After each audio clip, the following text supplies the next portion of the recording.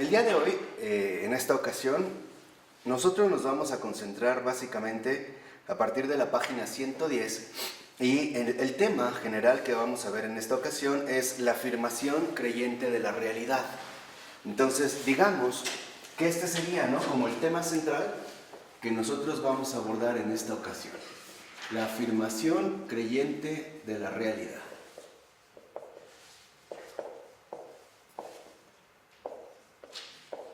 Ahora, ¿qué significa esta afirmación creyente de la realidad? Significa, en pocas palabras, que nosotros realmente asumimos la realidad en toda su profundidad, en toda su espesura y en toda su auténtica dimensión. Una dimensión conjugada de lo material y lo inmaterial, de lo visible y de lo invisible.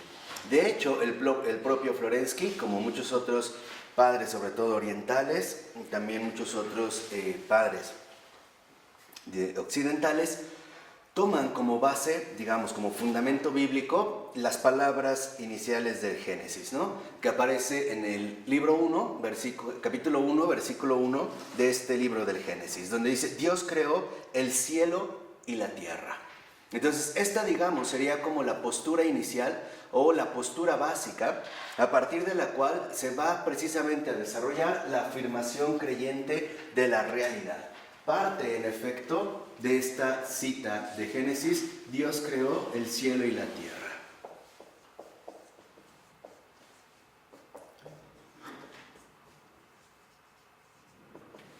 Partiendo entonces de este fundamento bíblico, lo que vemos es que esta expresión, en efecto, nos remite desde el principio, ¿no? En el principio Dios creó el cielo y la tierra, a que en efecto todo, por así decirlo, todo lo creado está fundamentado en estos dos ámbitos fundamentales.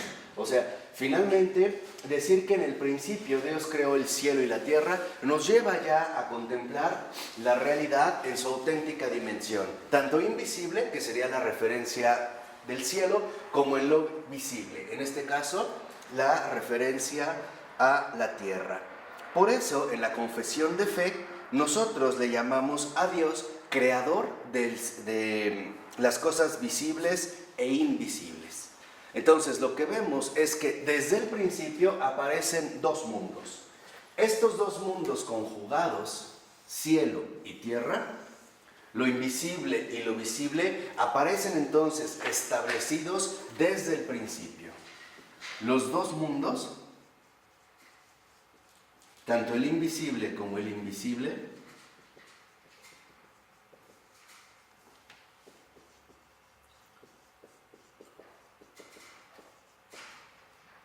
están dados desde el principio.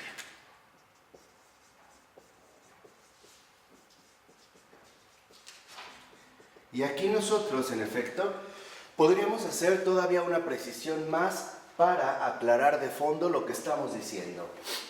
Cuando el Génesis, ¿no?, relata que Dios, en el principio, Dios creó el cielo y la tierra, lo primero que hay que tener en cuenta es que lo primero que es creado es lo invisible. Después será creado lo visible. Entonces, no debemos perder de vista justamente este orden fundamental de la propia creación. En un primer momento aparece lo invisible e incluso, por ejemplo, nosotros podríamos darnos cuenta de que en efecto este cielo, esta realidad invisible, los fundamentos espirituales de toda la creación, incluso nos remiten a la creación primaria de los ángeles y después a la creación secundaria de los hombres. El hombre ya no es enteramente un ser espiritual, sino que también ya posee tierra, ¿no? Sabemos que Dios tomó tierra y de ahí le insufló el espíritu. Entonces, lo que vemos es que la prioridad fundamental de la creación es lo invisible y que está remitida en este versículo precisamente a la cuestión del cielo. Esto es lo primario. Y la tierra en este sentido es lo secundario. Ahora, no significa que uno en este sentido sea, por así decirlo, más importante que otro. Significa que hay un orden mismo en la creación. Lo primero que ha sido creado es lo invisible. por ejemplo, los ángeles. Después será creado lo visible, por ejemplo, los hombres. Pero estos dos mundos están conjugados en una misma unidad. Y esta misma unidad es la que en efecto está dada desde el principio. O sea, no se trata en este sentido de que sean dos ámbitos completamente contrapuestos que están en una pugna fundamental uno y otro. En realidad se trata simple y sencillamente de los dos componentes fundacionales de todo lo creado. Porque lo que vemos es que Dios creó tanto esto como esto. Entonces, esto es muy importante para que nosotros no perdamos de vista que en efecto la realidad misma no es más que la confesión de fe de que Dios creó, ¿no?, las cosas invisibles y las cosas visibles. Las dos son creación suya. Entonces, en este sentido, estos dos mundos nos hablan de la creación entera. Y esto es muy importante para que nosotros, en efecto, no incurramos en determinados errores, por ejemplo, suponiendo que todo es material y que lo inmaterial se refiere al ámbito enteramente racional, o al revés, que todo es puramente espiritual y que lo terreno, lo visible, lo material, es un engaño del cual hay que salir lo más pronto posible para alcanzar nuevamente esta pureza, ¿no? Esta pureza enteramente espiritual. ¿Por qué? Porque para Florensky estos dos mundos, el mundo invisible y el visible, el cielo y la tierra, están conectados. Entonces, la creación entera aparece precisamente como una conexión. Y dicho sea de paso, es esta misma conexión la que nos remite de manera directa a la auténtica catolicidad. ¿Por qué?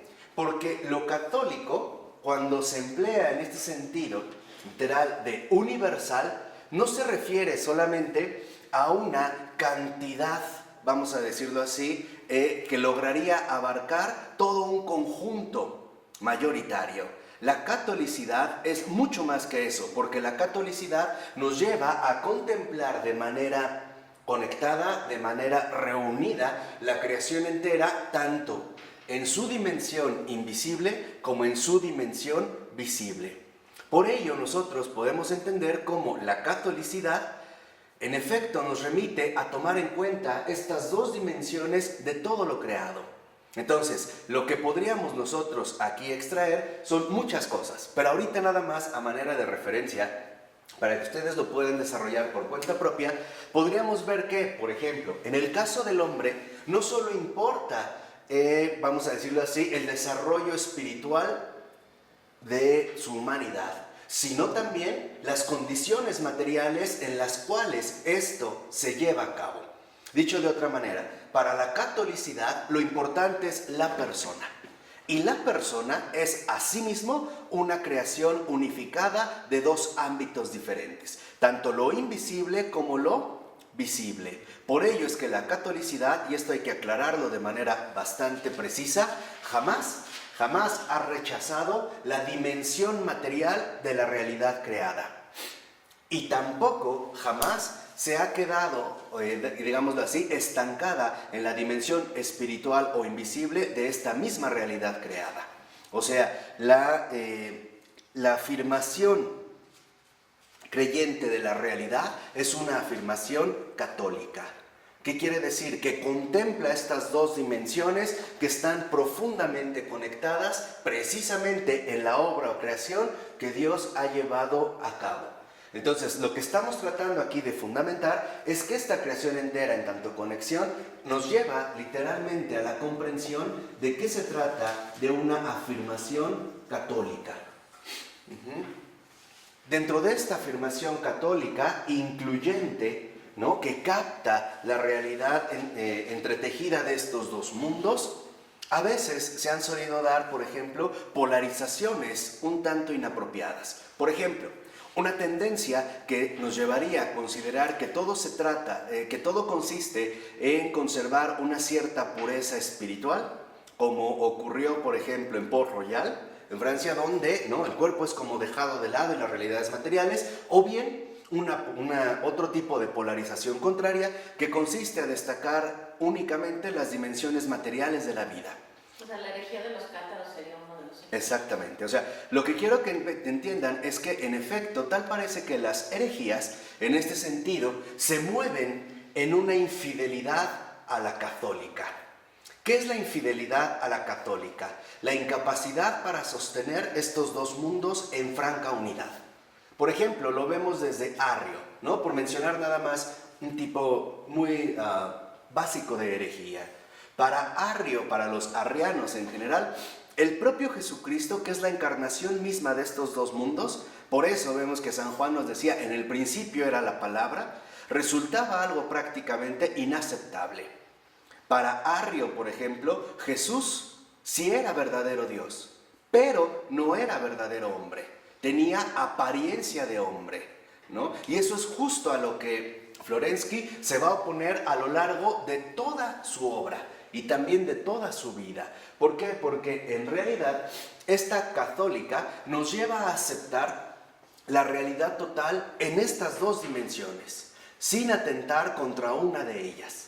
Por ejemplo, lo que estaba sosteniendo en ese sentido Arrio y sus partidarios era que, en efecto, Jesús era cielo, pero si es cielo, Dios, invisible, no puede ser de ninguna manera al mismo tiempo tierra, o sea, visible, o sea, hombre.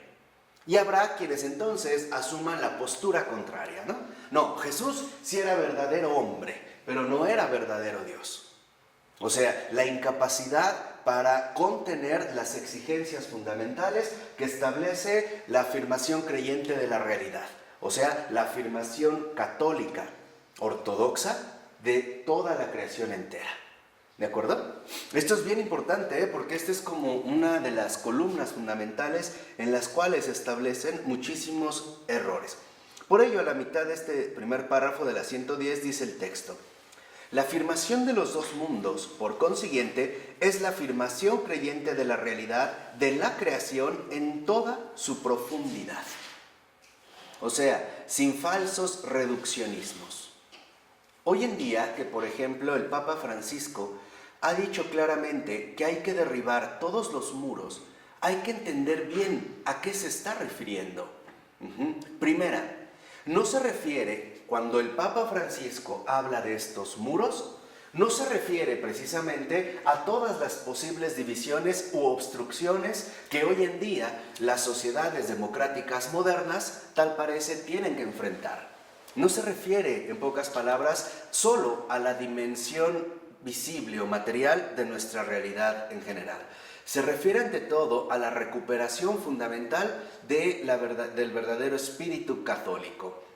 O sea, a recuperar, en pocas palabras, la grandeza misma de todo lo creado. Derribar los muros significa, en este sentido, encontrar de nuevo la conjunción fundamental de lo visible y de lo invisible, y por lo tanto quedar plenamente integrado al espíritu de la verdad, o sea, al espíritu, en este sentido, de la verdad católica. ¿A qué también se refiere el Papa Francisco? A un aspecto central. Hoy en día, debido a nuestra cultura particular, tal parece que tendemos a darle prioridad o excesiva relevancia al modo de presentación de las cosas. O sea, en pocas palabras, hoy tal parece que nos conformamos única y exclusivamente con lo que vemos y ya. Y eso para nosotros es todo. De ahí, por ejemplo, que hoy en día los grandes medios de comunicación masivos tengan precisamente tanto éxito. ¿Por qué? Porque nosotros hoy en día le damos una entera credibilidad a lo que vemos. Dicho de otra manera, como lo hizo ver en uno de sus textos Zygmunt Bauman, hoy lo que veo es lo que creo, ¿no? Entonces, ahí me quedo, no profundizo. Por ejemplo, si yo viera en efecto en la calle a una persona vestida de cierta manera, ¿no?, con una cierta apariencia, de entrada jamás, por ejemplo, se me ocurriría sospechar que se tratase de un delincuente o de un maníaco. No, simple y sencillamente lo que veo es lo que creo. Y aquí es cuando nosotros establecemos estos muros. O sea, los muros a los que se refiere el Papa Francisco son ante todo los muros invisibles de falta de comprensión.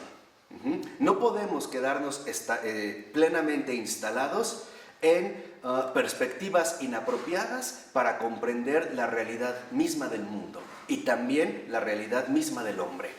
De ahí pues que hace poco el propio Papa Francisco hablara, por ejemplo, de la paradoja, ¿no?, de la alimentación. Y lo que decía era muy sencillo, ¿no? Y lo dijo hace pocos días. Hoy hay mucha comida, pero pocos tienen acceso a esta comida. Ahí es donde entra un poco esta situación. Ahí es donde en efecto están los muros. O sea, los muros que nos llevan a no comprender de manera adecuada la realidad misma, en su auténtica profundidad. Entonces, ¿qué encontramos en lo católico, en esta conexión católica? Profundidad. Y para nada limitación o rechazo o prejuicio o incomprensión, ¿no? Involucra en ese sentido apertura. Una apertura que nos lleva a desbordar nuestros propios parámetros tanto de comprensión como de comportamiento.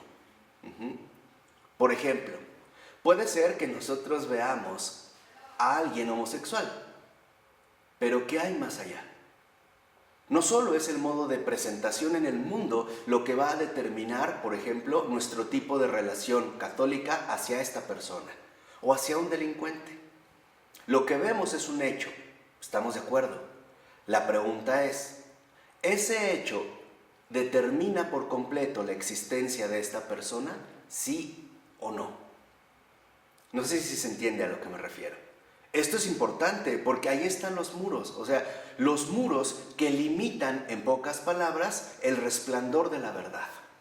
Por eso hay que entender que, gracias a Dios, tenemos también un excelente Papa, pero un Papa que muchas veces es utilizado para fines distintos a los que realmente él está promoviendo. Entonces, es muy importante que nosotros no nos limitemos, no seamos unilaterales en nuestra postura en el mundo y ante el mundo, con las personas y ante las personas, e incluso con uno mismo.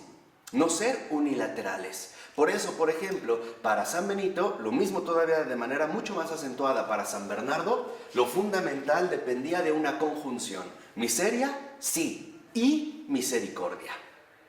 Bajeza y grandeza. Pecado y gracia.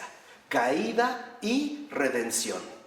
Este es literalmente, ¿no?, el espíritu católico que en efecto nos debe mover y que, dicho sea de paso, es el tipo de espíritu que Florensky está nuevamente renovando en el mundo. No digo trayendo, porque esto no es nuevo, simplemente lo está renovando en una época en la cual, tal parece, nosotros hemos perdido la capacidad de integración de estos dos mundos.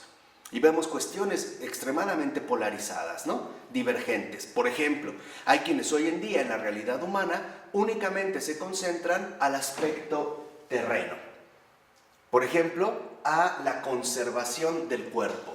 Y por ello vemos que hay un gran boom, ¿no?, de cirugías estéticas, ¿no? Estamos también como en el gran negocio de las cirugías plásticas. Entonces, consideran que si, por ejemplo, mantienen la cara estirada, o bien si se vuelven fieles adeptas, sobre todo al lifting, al levantamiento facial, etc., con eso cubren las exigencias de su propia existencia.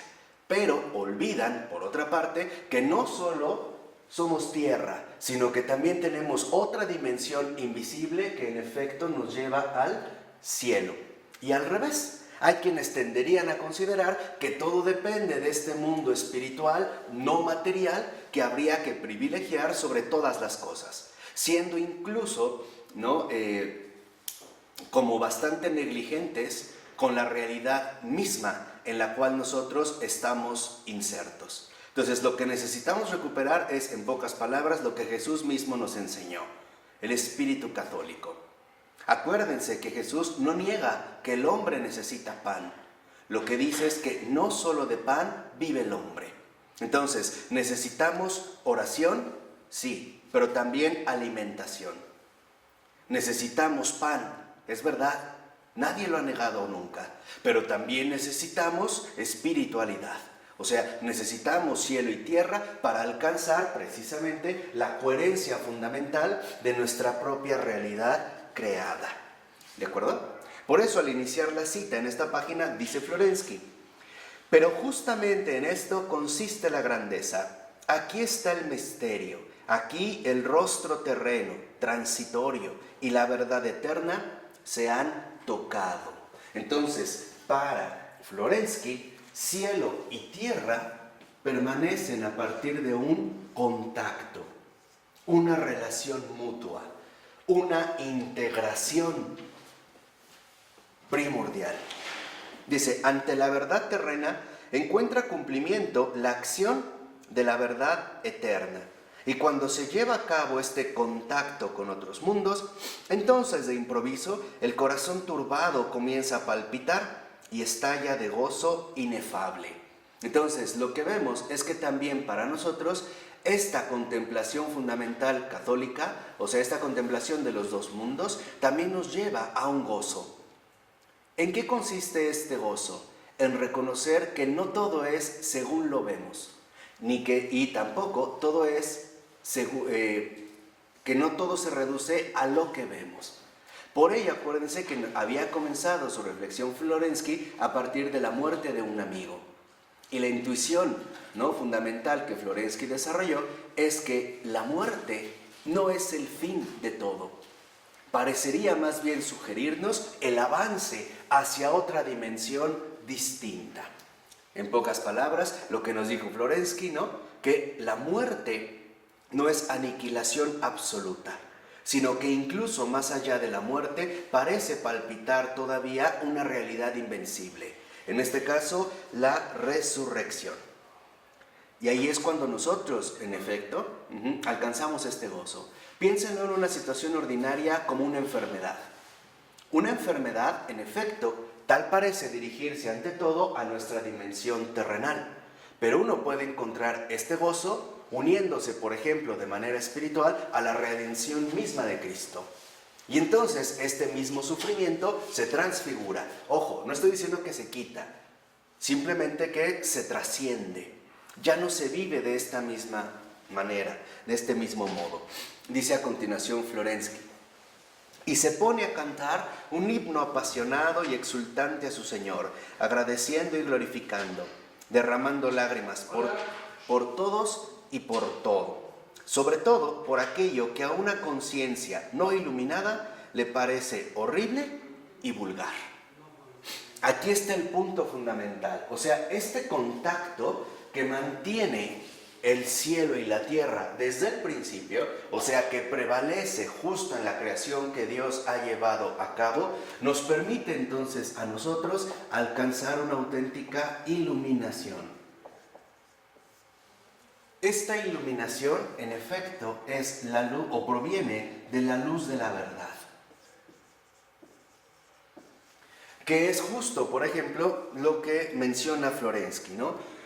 Nos lleva incluso a darnos cuenta que tal vez aquello que nos parece horrible o vulgar o despreciable, en efecto, no es lo único que está ahí presente, sino que hay otra dimensión fundamental que nos llevaría a entender las cosas de manera verdaderamente profunda, sin limitaciones, prejuicios o muros que nos impiden, en último término, acceder a una auténtica comunión, ¿no?, a esta unión fundamental de comprensión que estamos llamados todos y cada uno de nosotros, en tanto católicos, a ir adquiriendo de manera gradual, pero creciente día con día.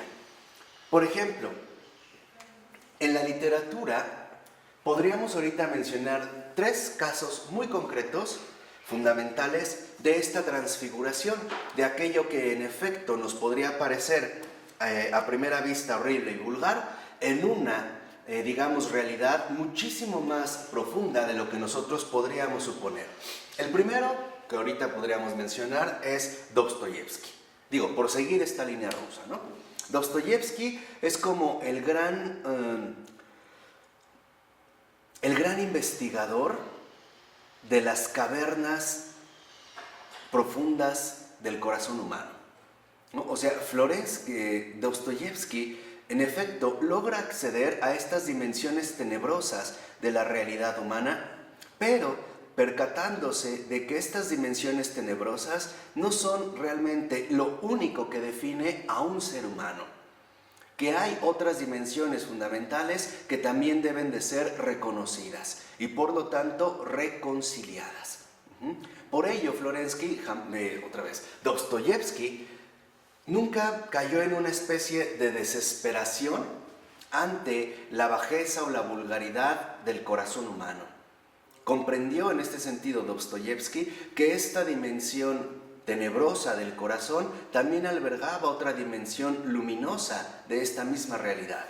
Y eso es justamente como la tensión fundamental que da tanta fuerza a las descripciones, sobre todo psicológicas, en general humanas, de los personajes de Dostoyevsky. En segundo, podríamos mencionar a François Mauriac, este gran escritor católico que, como tal parece, comparte la misma suerte de los grandes católicos contemporáneos, muy poco conocido, por no decir prácticamente desconocido. Él en sus obras, una de sus afirmaciones fundamentales y que en efecto se localiza en sus novelas, es que Dios siempre está al acecho.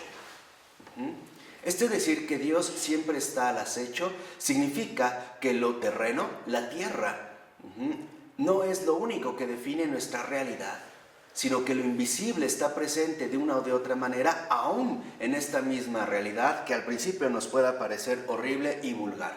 Por ejemplo, bastaría con leer su novela Nudo de víboras para ir captando cómo lo que a primera vista nos pudiera parecer a nosotros nefasto, apunta a una intuición fundamental de iluminación que en efecto brota finalmente de la luz misma de la verdad. Otro más sería Maxen van der Merch, otro de los grandes desconocidos de estos tiempos, converso al catolicismo, donde él escribió un relato bastante breve, pero bastante luminoso, que se llama La máscara de carne. En esto, en efecto, lo que él relata a grandes rasgos, el personaje principal, es un depravado, ¿no? Depravado, digamos, en un sentido literal. Además, es homosexual y con todos aquellos, digamos, etiquetas que nosotros podríamos señalar como inapropiadas o repulsivas. Que conste, yo no estoy diciendo que por ser homosexual es depravado, por eso que primero es depravado y además, en otra cosa, como homosexual. Entonces, no alcanza a tener comprensión de parte de los hombres hasta que al final de la novela, y esa es como la explosión fundamental de luz, se encuentra con un sacerdote, ¿no? Y este sacerdote lo que en efecto le muestra es que a pesar de todo, él no se reduce a esta condición. Él es otra cosa que en efecto puede ser comprendida a la luz de lo invisible, a la luz, digamos, de la presencia celestial que logra iluminar y traspasar estas tinieblas. Y acaba con una oración bastante hermosa, donde tal parece que el Altísimo toma la palabra y dice: si los hombres no lo quieren, dádmelo a mí. Porque lo que para ustedes está podrido, para mí se puede convertir en una ofrenda extraordinaria, ¿no?, de gloria. Entonces, ahí habría otro caso. Y otro más podría ser George Bernanos. Bernanos, este escritor llamado de combate, siempre, digamos, como que es el gran compañero de los desdichados, ¿no? Pareciera que si uno lee a la ligera los escritos de Bernanos, parecería que en efecto acaban en un fracaso. Pero para Bernanos lo importante es que justo en el instante mismo de este fracaso aparece ese otro mundo que nos permite contemplar la novela entera a otra luz, bajo otra perspectiva. Lo más llamativo de todo es que nosotros mismos, como católicos, ni los conocemos, ni los leemos, y si los leemos no los entendemos, ¿no? Y son como grandes regalos que el Señor nos ha dado. Pero bueno, al iniciar el otro párrafo dice el texto: el contacto con otros mundos será el hallazgo de los nexos profundos e invisibles de la realidad, de los acontecimientos y del todo integral, desde la experiencia de lo que podríamos llamar el mundo desde el punto de vista de Dios, o sea, la trascendencia, hondura de realidad y profundidad espiritual de la creación divina. ¿Qué transpira? neumatológicamente, o sea, espiritualmente, en el tiempo y en el espacio empíricos de los elementos concretos de la vida. Entonces, lo que determina Florensky en este contacto es que hay nexos vitales, nexos de vida. Estos nexos vitales que en efecto permiten a la creación entera manifestarse en su auténtica integridad, en su integridad fundamental que desde el principio involucra tanto lo visible como lo invisible. Aquello que vemos, pero también y sobre todo aquello que no vemos. Al iniciar la 111 dice el texto: la contraposición entre los dos mundos significa en nuestra carta, esta carta 1 de la columna y el fundamento de la verdad, el contraste entre la vida dominada por el paso del tiempo y entregada a la muerte, pasajera como un espejismo que se agita, y el mundo de la eternidad, donde reina el eterno reposo. Entonces, en estos nexos vitales, por ejemplo, uno de los primeros aspectos que destaca Florensky es precisamente el nexo vital entre el tiempo y la eternidad. E incluso Florensky va a detectar también su auténtica colaboración.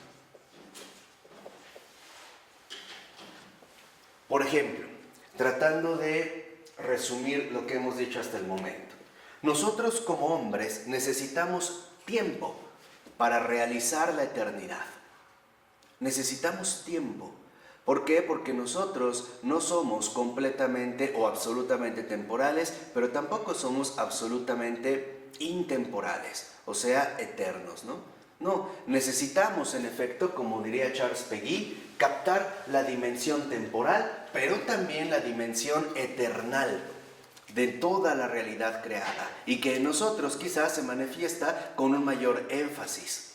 Por ejemplo, para que nosotros lleguemos al cielo, necesitamos vivir en la tierra, necesitamos atravesar la tierra, o sea, necesitamos finalmente, ¿no?, asumir una existencia terrena que no termina en esta dimensión, sino que se va finalmente, ¿no?, como adecuando a este contacto fundamental que nos conduce al cielo. Por ello, por ejemplo, dentro de estos nexos vitales, en los cuales, como dijimos, Florensky destaca en un primer momento el tiempo y la eternidad, debemos de reconocer que en efecto cada instante cuenta. Cada instante de tiempo posee semillas de eternidad. Cada instante es fundamental para que nosotros podamos ir accediendo a esta dimensión celeste, a esta dimensión de eternidad, que en efecto se cuela, por así decirlo, en nuestra propia trayectoria temporal. Y esto es lo que nosotros podríamos considerar la dinámica fundamental de nuestra existencia. Nuestra existencia tiene una dinámica de colaboración, en donde el tiempo, en efecto, se coloca a favor de la eternidad. ¿Por qué? Porque el tiempo en sí nos abre una perspectiva fundamental que no se agota en él mismo, sino que nos abre, en pocas palabras, el acceso a esta eternidad. Y aquí es donde también nosotros debemos ya de recuperar el carácter noble del tiempo.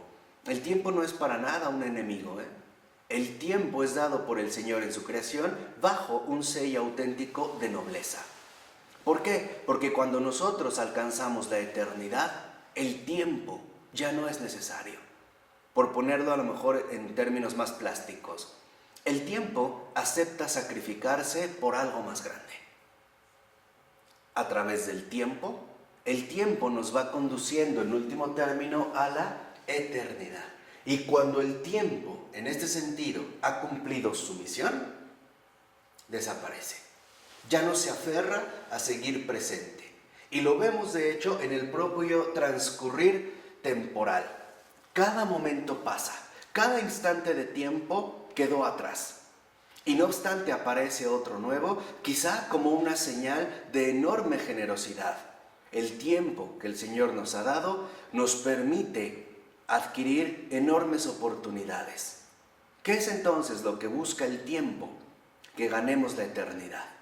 Y ahí es donde vemos también esta dimensión sacrificial del propio tiempo. El tiempo no es arrogante, el tiempo en este sentido es noble. El tiempo no es más que este compañero que se sacrifica a cada instante para que nosotros alcancemos algo mayor. O sea, en este sentido, la eternidad.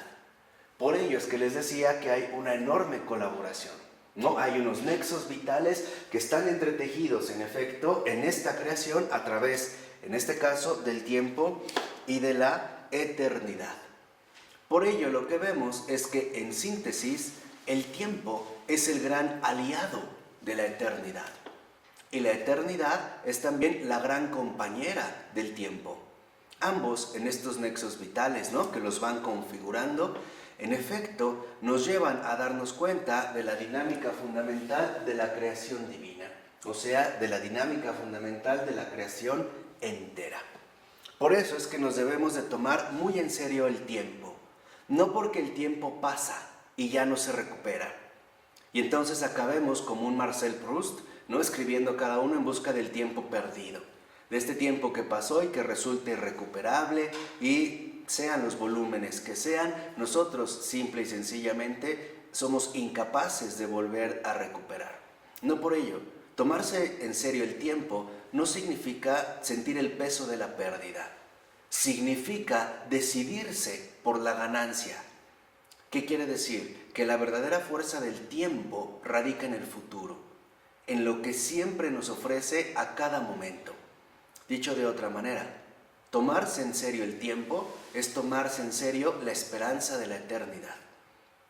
Y aquí podríamos también hablar horas y horas acerca de este carácter fundamental del tiempo. Pero bueno, que baste con lo que hemos dicho para entender un poco, ¿no?, la dirección católica, esta afirmación creyente de la realidad que vamos desarrollando. Bueno, al iniciar el otro párrafo dice el texto: el primer mundo está caracterizado por la impresión descorazonada del movimiento incesante de los fenómenos. En este caso, el primer mundo para nosotros es el mundo de lo visible, ¿no? Es el mundo del tiempo. El correr imparable del tiempo conduce todo lo que vive en este mundo irremediablemente hacia la muerte. Y en efecto, tal parece que nosotros lo que percibimos en un primer momento es la irrecuperabilidad de nuestra realidad creada. Todo pasa, ¿no? De ahí que, por ejemplo, en algún momento un filósofo presocrático como Heráclito estuviera convencido de algo a grandes rasgos. Todo fluye, todo pasa, nada queda, ¿no? O que, de otra manera, se insistiera tanto en una posible recuperación de lo perdido, ¿no?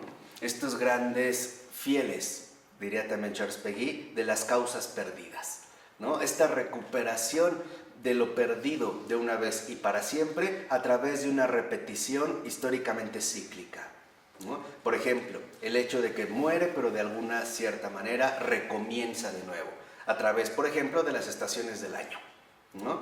Como que muere, pero bueno, tenemos la impresión de que se va a repetir, aunque de alguna u otra manera vuelva a morir. ¿Sí me explico?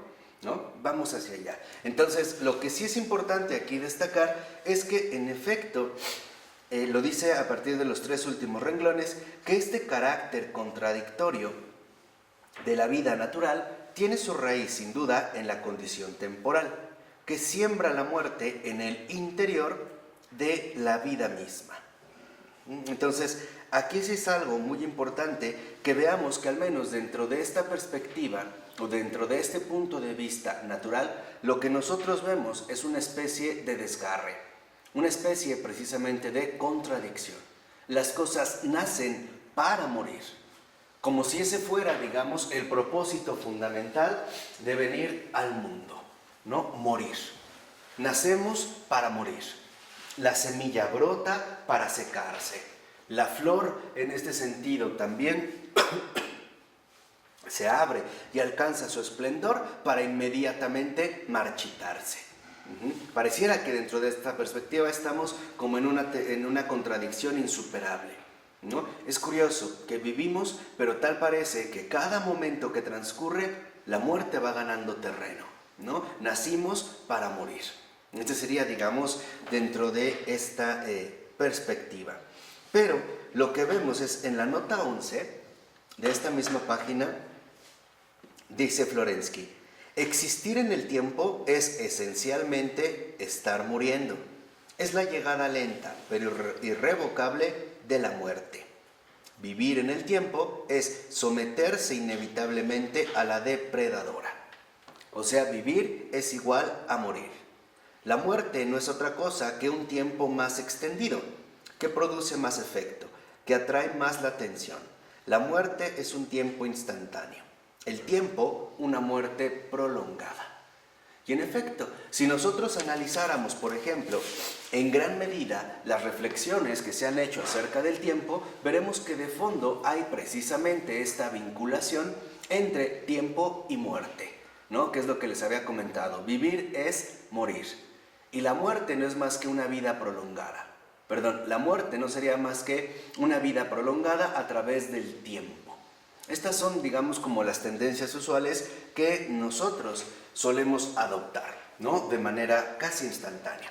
Pero en la 112, dice Florensky en esa cita, hay dos mundos. El mundo de aquí es pulverizado por sus contradicciones, a no ser que viva por las virtudes del otro. Sus tendencias están hechas de sentimientos contrarios, sus quereres de deseos opuestos, sus pensamientos de proposiciones contradictorias. O sea, las antinomias hacen estallar todo nuestro ser, toda la vida de lo creado. Y aquí es donde aparece un término clave y fundamental en el pensamiento y obra del Santo Padre Pavel Florensky, antinomia. ¿Qué sería la antinomia?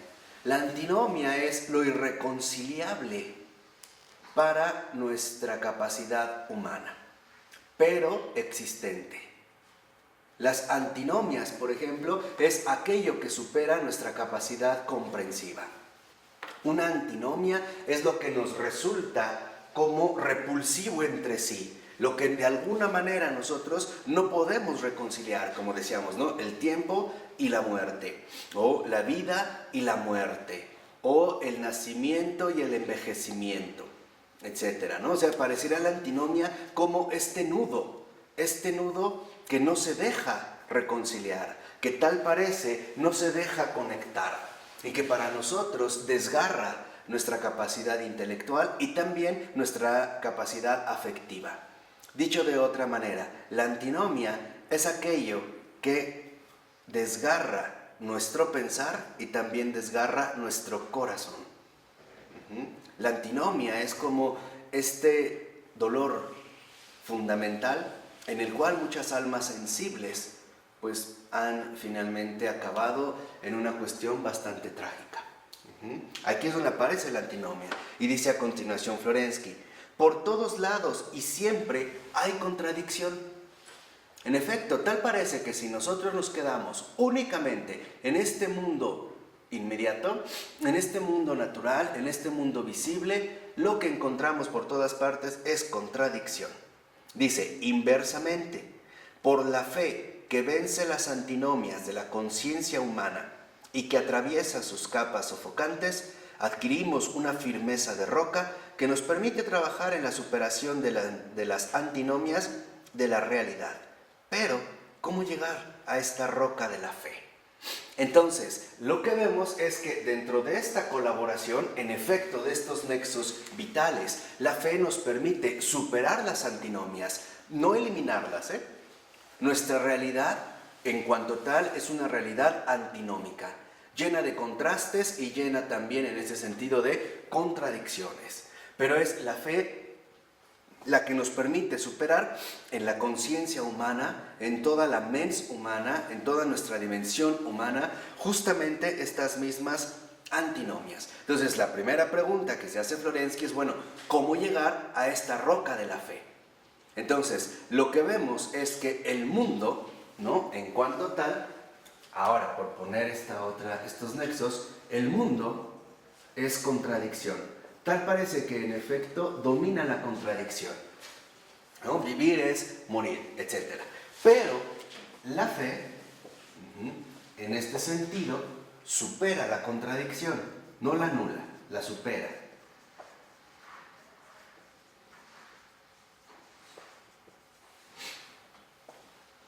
Y por ello es tan importante que en efecto el mundo como contradicción, en efecto se manifieste como el mundo de las antinomias, de aquello que la conciencia humana no puede de ninguna manera reconciliar, captar, digamos, sus nexos vitales. Tal parecería que nos movemos siempre en estas antinomias. En cambio, para Florensky, la fe, la roca de la fe, nos permite superar estas antinomias y por lo tanto superar la contradicción a través precisamente de una perspectiva integral. Eso es la fe que supera la contradicción, significa que nosotros alcanzamos una visión integral. Y vuelvo a repetir que a esta visión integral, Florensky, como en general la gran tradición católica, es justo lo que llama contemplación.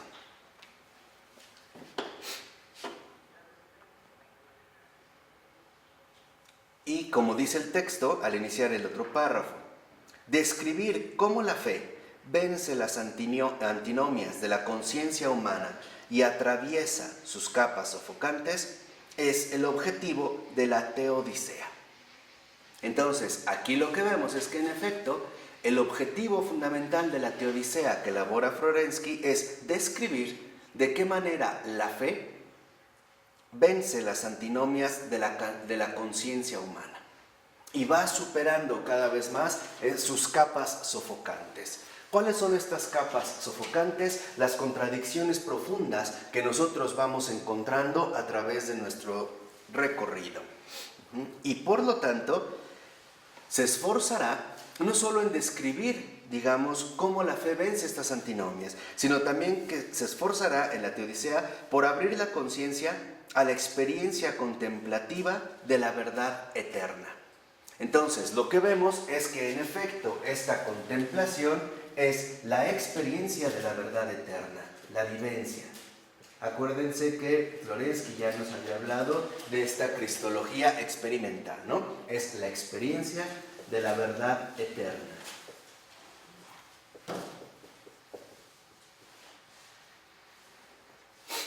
Y aquí en efecto ya empezamos ahora a detectar un aspecto fundamental. Para Florensky, la fe es la experiencia de la verdad eterna. Y solo a la luz de la verdad, estas contradicciones, estas antinomias, son asumidas desde una perspectiva adecuada. O sea, en otras palabras, desde una perspectiva de fe. Entonces, la experiencia de la verdad eterna es, en este sentido, la perspectiva de fe.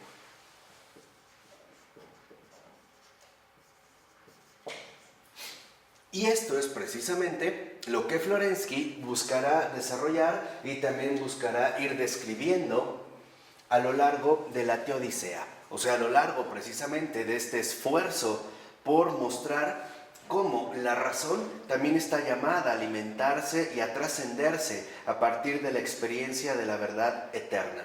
Y por lo tanto, la manera en la cual la perspectiva de la fe es justamente lo que trasciende y vence las antinomias desgarrantes que tanto torturan y lastiman a la propia conciencia humana.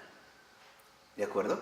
Entonces, mientras en la teodicea se da este aspecto, en la antropodicea, ¿no?, Florensky mostrará cómo la firmeza de roca adquirida en la fe nos permite, dice Florensky, trabajar en la superación de las antinomias de la realidad.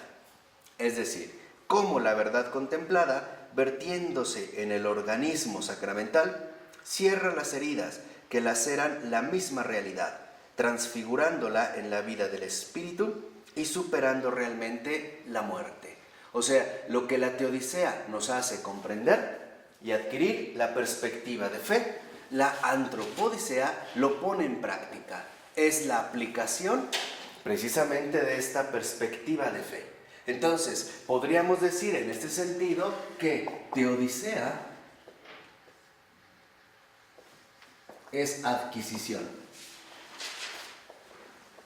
adquisición de esta perspectiva, de la experiencia de la verdad eterna, ¿no? Adquisición de la experiencia de la verdad eterna.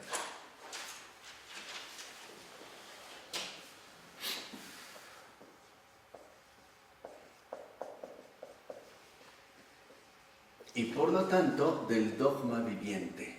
Acuérdense que para Florensky, el dogma no es una letra muerta. El dogma es una experiencia de vida eterna. Y la antropodicea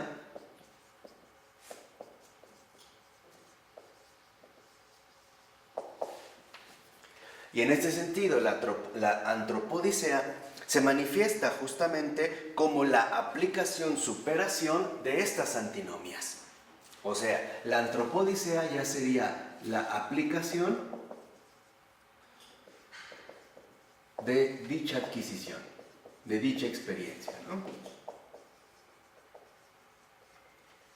Y mientras aquí es la experiencia fundamental del dogma viviente, aquí aparece esta superación como la vida sacramental.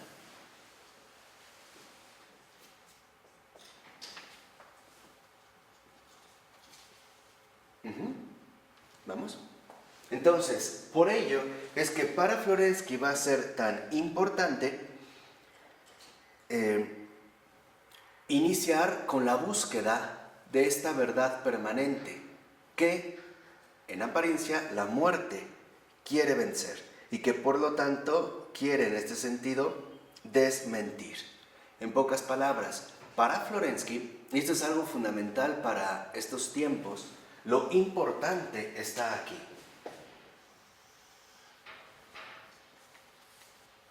Porque para Florensky, lo que en realidad vence la muerte y la antinomia es la verdad eterna, la verdad viviente. No es la verdad según las medidas humanamente adoptadas. Por ejemplo, verdad como coincidencia entre sujeto y objeto. Verdad como lo que mi razón es capaz de establecer o aceptar. No, en pocas palabras, la verdad viviente es Dios. Y solo desde Dios, solo desde su visión, solo desde su gloria, o mejor aún, solo desde su santidad, es que nosotros podemos adquirir la experiencia de la verdad eterna y aplicar esta experiencia a través de una vida sacramental. Entonces, aquí podríamos ya esbozar dos aspectos bastante fundamentales. Primera, la afirmación creyente de la realidad consiste en la adquisición de la experiencia de la verdad eterna y por lo tanto de la santidad. Y en efecto, lo que nos va a mostrar Florensky es que solo la santidad es la que vence las antinomias, tanto intelectuales como morales o prácticas del ser humano. Solo desde la santidad se vence la muerte y se vence también la limitación racional del hombre y también su inadecuación moral, o sea, su limitación de comportamiento. O para terminar en esta ocasión con lo que habíamos mencionado hace un momento. Solo con la santidad y solo a través de la santidad, de la experiencia viviente de la verdad eterna, es como se derriban los muros que el Papa Francisco nos ha invitado a derribar. Solo siendo santos, las antinomias ya no hieren el alma del hombre. ¿De acuerdo? Ok, vamos a dejarlo hasta aquí. En nombre del Padre, del Hijo y del Espíritu Santo. Amén.